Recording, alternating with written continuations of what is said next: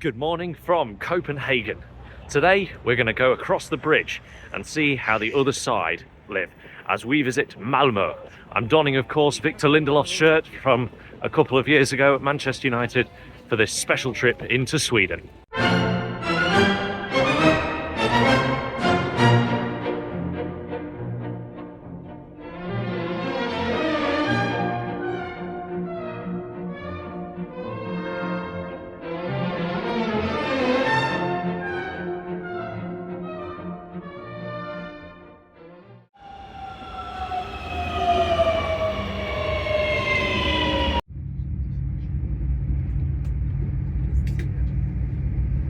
With Riga and with Copenhagen. So far on the last couple of episodes we've seen the waters covered with ice, and so too this is the case here in Malmö, that during a summer's day canal tours by boat would surely be very, very lovely. But today you're not going to get a canal boat out there. It's thin ice, but look at this lovely old bridge here. Very, very pretty, very, very well kept.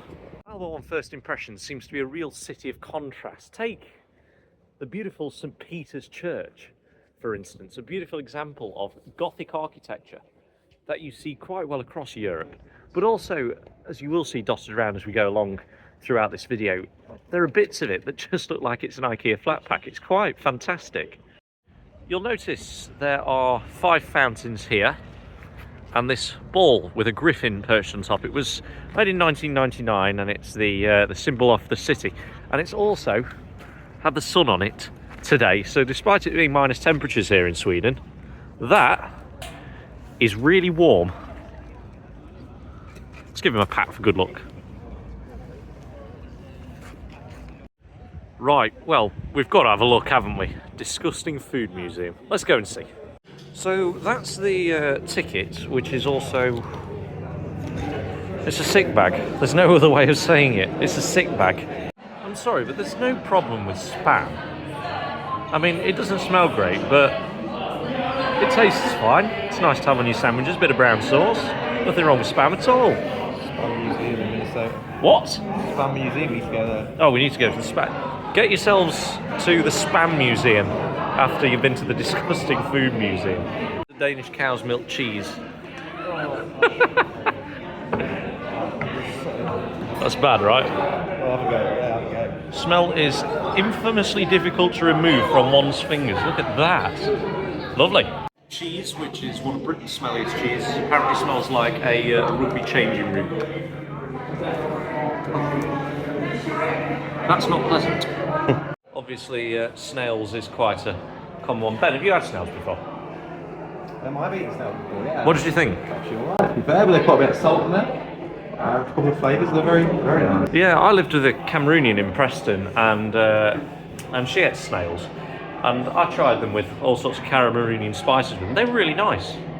Quite tough, a little bit sort of like mushroom, I guess, but flavoursome, very, very flavoursome. They do also have a tasting bar, but I'm not going to lie to you, I'm not that brave.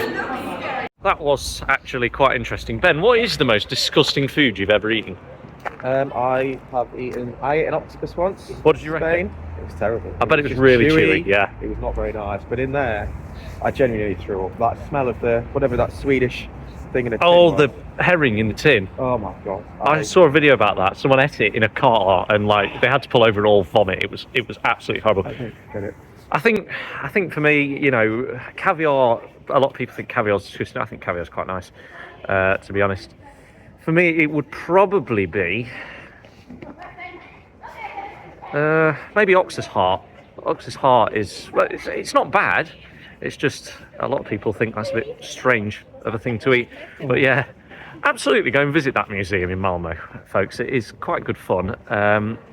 But do make sure you have a nice smelling sugary drink when you leave it, as Ben found out. I threw up. Actually, you do need the sick bag. You do need the sick bag because some of it might make you feel quite nauseated. Got the Malmö club shop there. Football is, you know, it's quite well played in Sweden. There are a couple of great players that spring to mind immediately over the years. Obviously, I mentioned Lindelof at the start of the year, but start of the video. but I'm thinking of back to players who played for Manchester United. I'm looking at Zlatan, I'm looking at Henrik Larsson, I'm looking at other players in the Premier League, top leagues in the world. You can consider Alexander Isak, for example, currently obviously at Liverpool. So I think Swedish football has got some reasonably good heritage, but I would say certainly in the more recent years it's become a little bit more prominent perhaps. I think this monument fountain really showcases just how cold it is. Look at all the ice on that.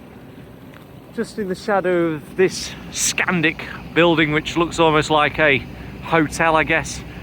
And you know what I'm going to say, doesn't it look like it's been pinched straight out of the Soviet Union? I was not expecting to see something like that in Sweden. Anyone I've ever travelled with knows that I don't understand modern art. How is this square art? How is this Greek sigma, or an M on its side, art? How is this start of a graph art? How are these dots art? This is a line on a sheet of paper. How is this art? I've got my special face reserved for art galleries when I don't understand what on earth is going on. And if you are an artist, I would love to hear from you. Please explain this art to me.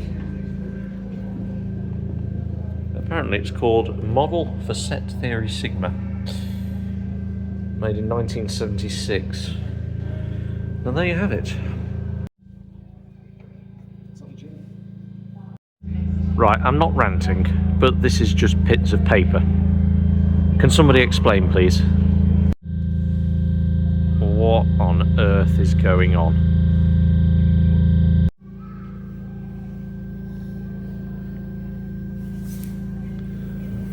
That's very loud.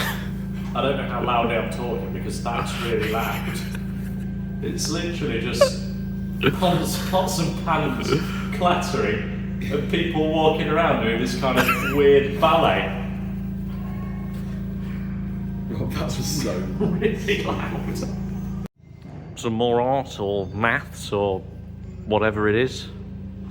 I don't know. Honestly, I've lost any ability to sort of describe this. It's so strange. Sorry if you like art, but I just don't get it. It's safe to say I don't understand a thing about art. So if any of you viewers can help me out on what I've just seen in there, that would be most appreciated. I always try and find something positive about everywhere I go. I'm afraid I'm not sure I can do that about that little gallery here in Malmö.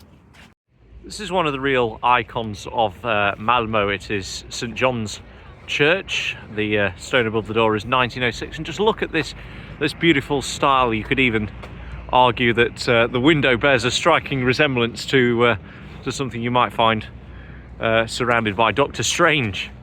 Let's go and check it out.